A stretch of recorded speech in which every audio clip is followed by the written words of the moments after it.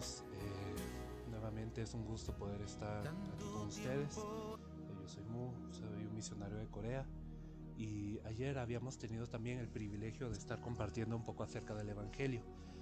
Ayer tuvimos la oportunidad de mencionar un poco de cómo hoy nosotros necesitamos volvernos a la senda antigua, y habíamos dicho que esto es porque la iglesia desafortunadamente no está pudiendo en la mayor capacidad cumplir la gran comisión. Y hablamos de que la razón, al final de cuentas, no es por falta de recursos o de condiciones, sino es porque algo fundamental se ha perdido desde el corazón de la iglesia, que al final de cuentas termina siendo la fe en el Evangelio, termina siendo la fe en que Jesús es el Cristo. Y también pudimos tomar un paso atrás y ver por qué nosotros necesitamos creer que Jesús es el Cristo. Hablamos un poco acerca de la creación del hombre y cómo todo estaba bien cuando el hombre estaba con Dios, pero hoy no todo está bien. Hoy el hombre está separado de Dios por causa del pecado y Satanás aflige su vida. Y hablamos acerca de cómo este es un problema tan profundo que el hombre no se da cuenta, pero que Dios lo diagnostica de una forma seria, y que esto es algo que se tiene que resolver para el hombre, o de lo contrario viviremos una vida sin significado y estamos en rumbo para una condena eterna. Hablamos también acerca de que estos problemas fundamentales del hombre tienen mucho que ver con cómo Dios estructura el Antiguo Testamento, porque la estructura del Antiguo Testamento nos revela a nosotros un énfasis en los oficios ungidos. Hablamos acerca de los sacerdotes, acerca de los reyes y acerca de los profetas. Y dijimos que estos oficios ungidos tienen que ver con el problema fundamental. Vemos como los sacerdotes tenían el oficio principal de resolver el pecado. También como los reyes, ellos eran levantados no para tiempos de paz, sino ellos luchaban contra los enemigos y defendían al pueblo, y por lo tanto ellos tenían un oficio guerrero, si se puede ver así, un oficio de derrotar al enemigo. Y vemos como los profetas, ellos eran voceros de Dios, pero la voz de Dios siempre era la misma, siempre era en la intención de reconciliar a Dios con el pueblo. Entonces estos tres oficios ungidos en algún sentido representaban una solución para el problema del ser humano, pero ningún sacerdote, ningún rey, ningún profeta podía desempeñar esta obra de una forma perfecta, a modo de rescatar al hombre de una manera permanente. Un ejemplo muy claro sería David, un rey muy admirable, un rey que fue el dulce cantor de Israel, que en todo sentido él fue el rey más ejemplar de Israel, pero David cometió errores también.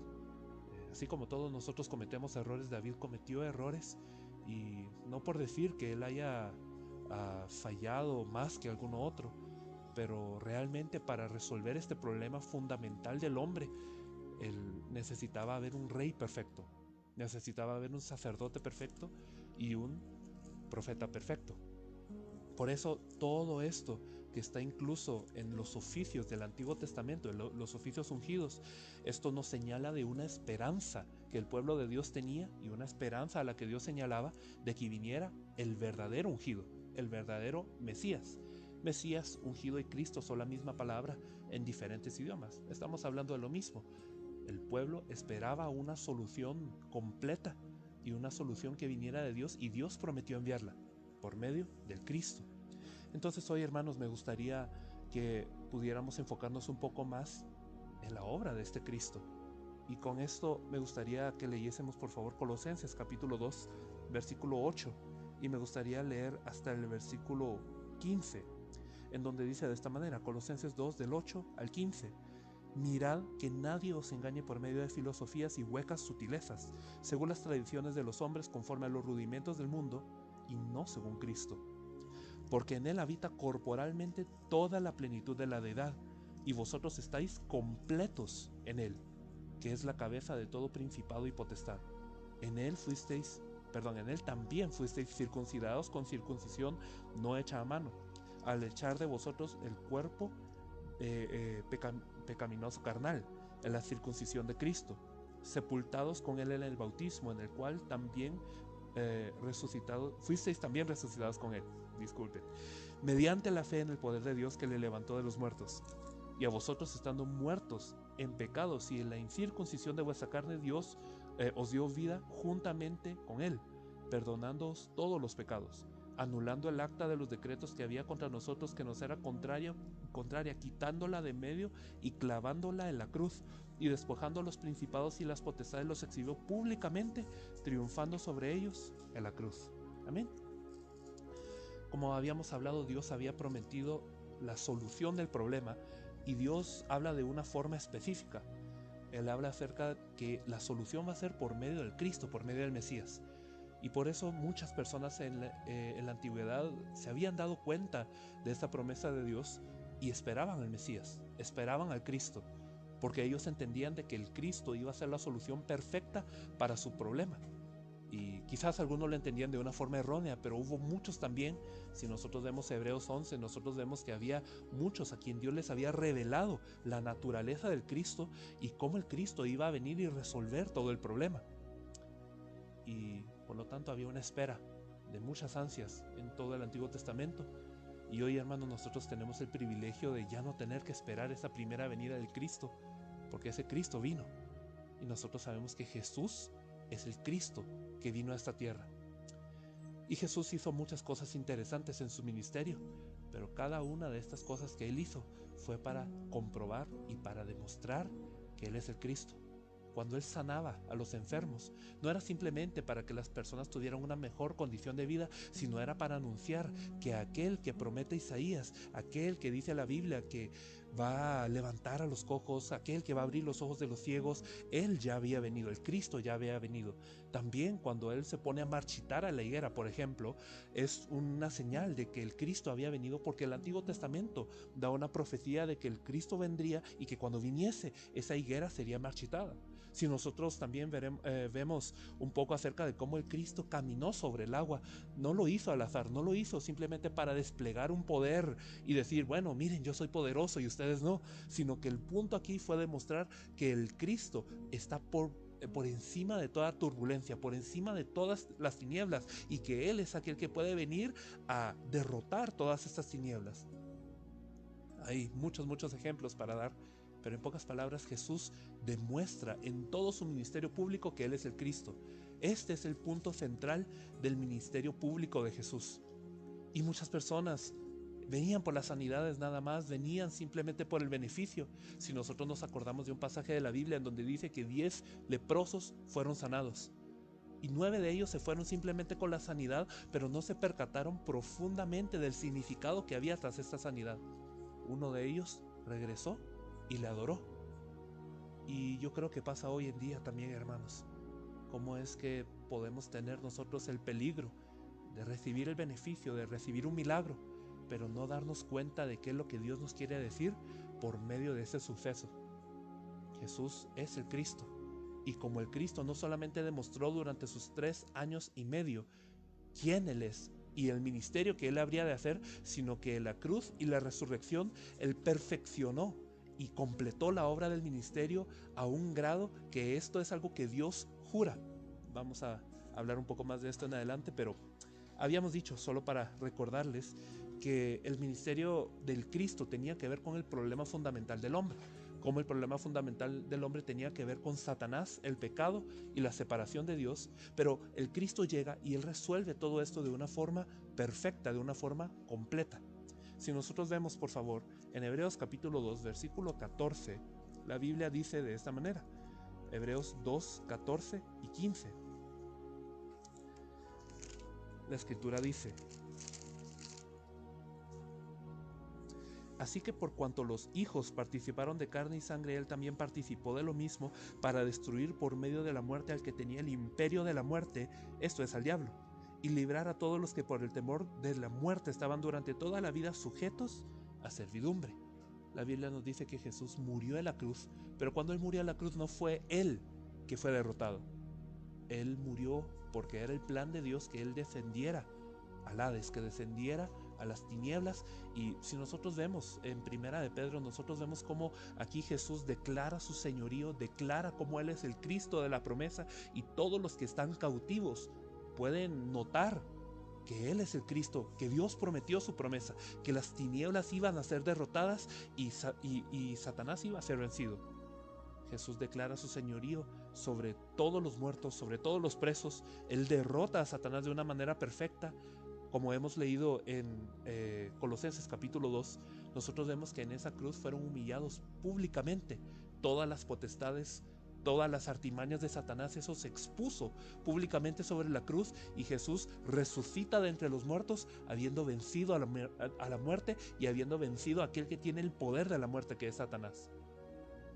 Por eso la Biblia declara que Jesús es el único que puede vencer a Satanás. Por eso le decimos Rey de Reyes y Señor de Señores. Él es el que destruye a aquel usurpador sobre nuestras vidas. Y quiero aclarar, cuando digo destruye, no digo que Satanás no exista ahora, no. Satanás sigue con sus acechos, Satanás sigue con sus artimañas, pero Jesús le ha derrotado perfectamente. La autoridad de Jesús ha sido completamente vencida en la cruz. Si también pasamos por favor a un pasaje en Hebreos capítulo 9 versículo 12, la escritura dice así: y no por sangre de machos cabríos ni de becerros, sino por su propia sangre entró una vez para siempre en el lugar santísimo, habiendo obtenido eterna redención. Un punto importante, hermanos, que tenemos que entender es que la sangre de Cristo, de la que tanto hablamos, no es algo simple. Dios mismo, Él se hizo un cuerpo de carne para descender a esta tierra y para venir a desangrarse por cada uno de nosotros. La paga del pecado es muerte, hermanos. Y si yo peco, yo tengo que morir por causa de este pecado. Es justo que yo muera.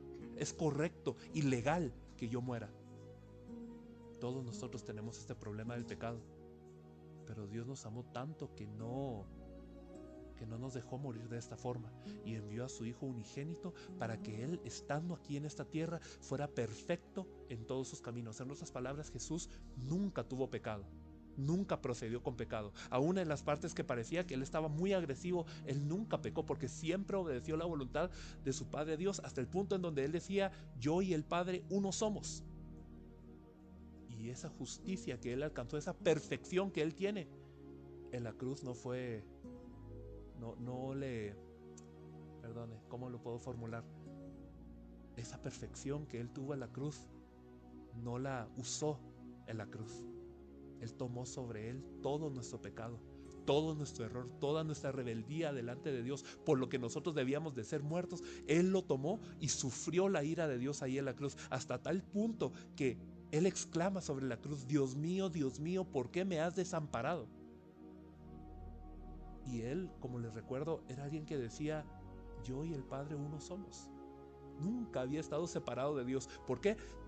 No solamente porque Él procedió de una manera perfecta en todo su caminar, sino porque Él es parte de la Trinidad. Jesús es Dios Hijo, Dios Padre es Dios Padre, y el Espíritu Santo también es Dios Espíritu. La Trinidad son uno y nunca habían estado separadas, pero en ese momento de la cruz, por cargar nuestro pecado, se rompió la Trinidad, siquiera un momento. Nuestro pecado es tan malo, tan terrible, que tenía que ser pago de esta manera. Tenía que fracturar la Trinidad. Y en aquel momento de la cruz, Dios Padre abandonó a su Hijo por causa de mi pecado, por causa de su pecado, por nuestro pecado. Jesús, que fue justo, sufrió muerte de impío, muerte de pecador.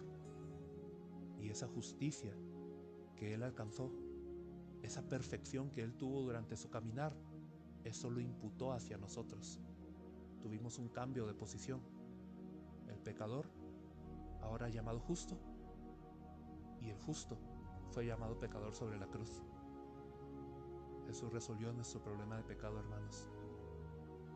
Jesús resolvió el pecado de una manera perfecta, de tal forma que todo mi pecado pasado, presente y futuro haya una solución en la sangre de Jesús.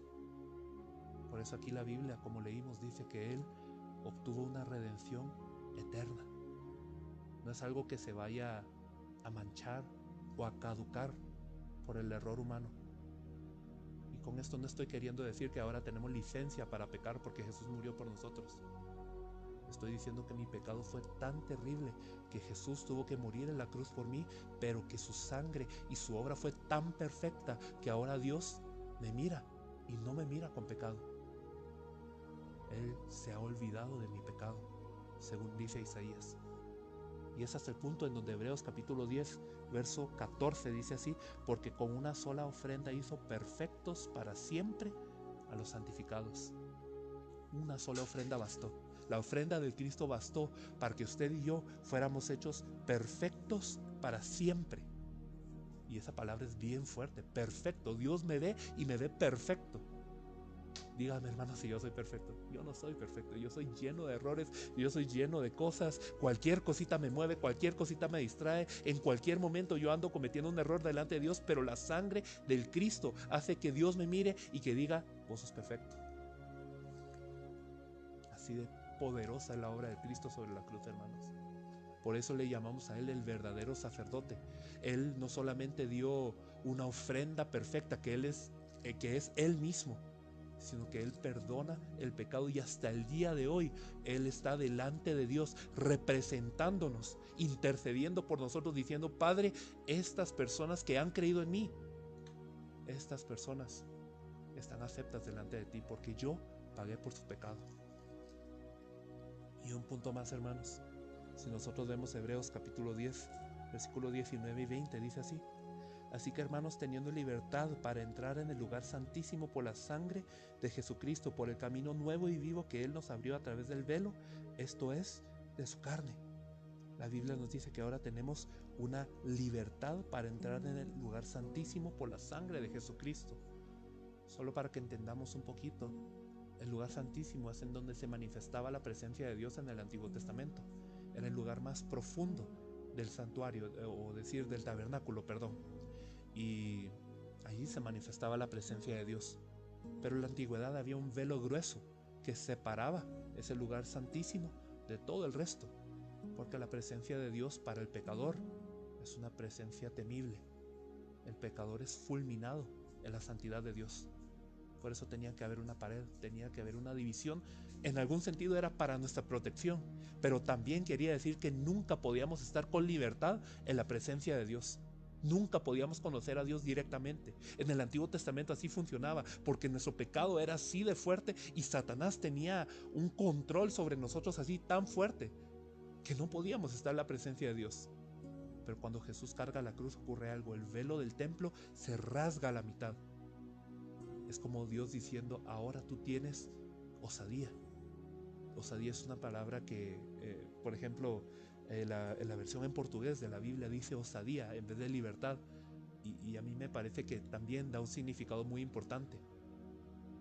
Todos nosotros ameritamos la muerte. Todos nosotros tendríamos que tener vergüenza y tendríamos que tener un temor de Dios, y no lo digo en el sentido de reverencia, sino en el sentido de que tendríamos que tener miedo de la santidad de Dios por lo profundo que es nuestro pecado. Pero ahora nosotros tenemos osadía, tenemos la valentía, tenemos, por ponerlo en expresiones simples, somos cara dura ahora. Y ahora, a pesar de ser pecadores, podemos entrar a la presencia de Dios sin vergüenza, sin miedo. Dios nos acepta ahora. Se rasgó el velo, hermanos, y ahora tenemos un acceso para entrar a Dios. Y aquí el versículo 20 nos dice que este velo no solamente fue el del templo, sino que fue la carne de Jesús, hermanos. Jesús tuvo que ir a romperse sobre la cruz para que yo pueda cruzar por medio de ese Jesús y así pasar a la presencia del Padre.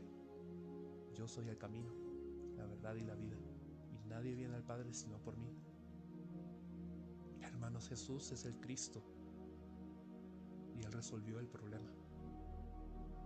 Él derrotó a Satanás. Él perdonó el pecado. Y Él abrió un camino para que estemos con Dios. Y sabe, Hebreos dice que Dios jura por eso. Y a mí me recuerda cuando éramos pequeños y cuando los niños querían enfatizar algo tan fuertemente, ellos decían: te lo juro por Dios. Y después los padres lo regañaban diciendo: no se jura por Dios. ¿Sabe que Dios jura por Dios? Dios jura por Él mismo. Él dice: el testimonio que yo tengo es el mío y el de mi palabra. Esto es verdad. Jesús Cristo fue a la cruz y resolvió el problema. Cree en esto. Esto es válido. Esto Dios lo está jurando. Esta es la respuesta. Esto es aprobado, sellado por Dios. Jesús es el Cristo y lo consumó todo en la cruz. Porque cuando estuvo sobre la cruz, Jesús no dijo, me faltó algo. No dijo, me quedó algo por perfeccionar. Él dijo, consumado es. Está perfecto.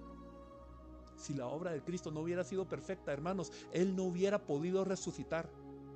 Porque la resurrección es una señal no solamente de las profecías que se estaban cumpliendo, sino es Dios aprobando la obra del Cristo. Es Dios diciendo, ciertamente este no tuvo pecado, pero murió por el pecador. Ciertamente este descendió a las tinieblas, pero no merece estar dentro de la muerte. Ciertamente Él es alguien que yo voy a tener aquí al lado de mí, en la diestra del Padre, porque Él hizo la obra de una forma perfecta.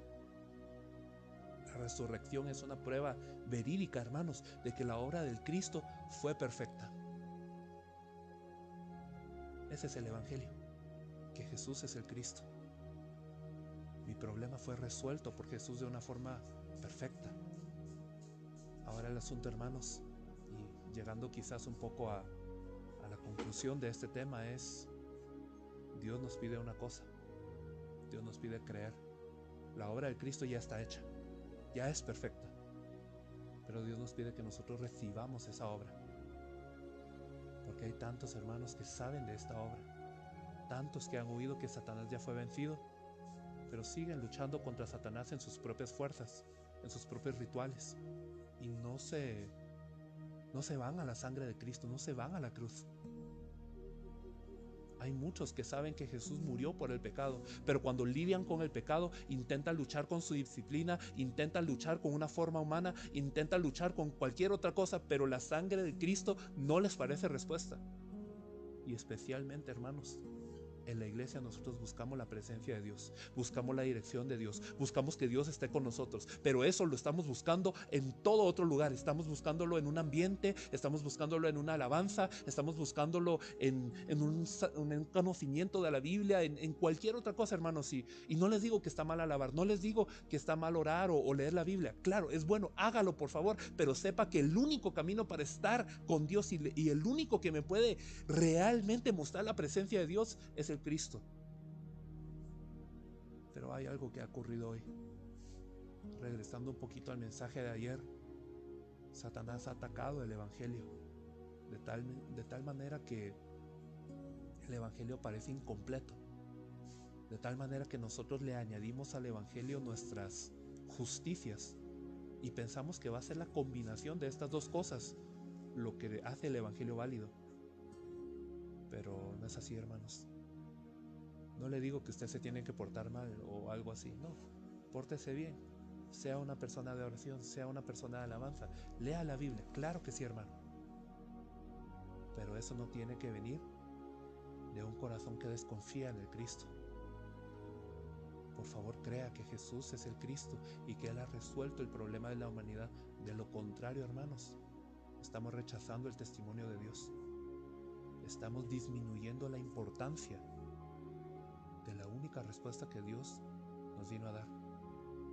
De tal manera amó Dios al mundo, que dio a su Hijo unigénito para que todo aquel que en Él cree no se pierda, sino tenga vida eterna. Hermanos, por eso toda la Biblia nos quiere hablar del Cristo. Dios nos quiere hablar del Cristo, porque en el Cristo todo es perfecto, en el Cristo hay vida. Y este es el mensaje de la iglesia, hermanos.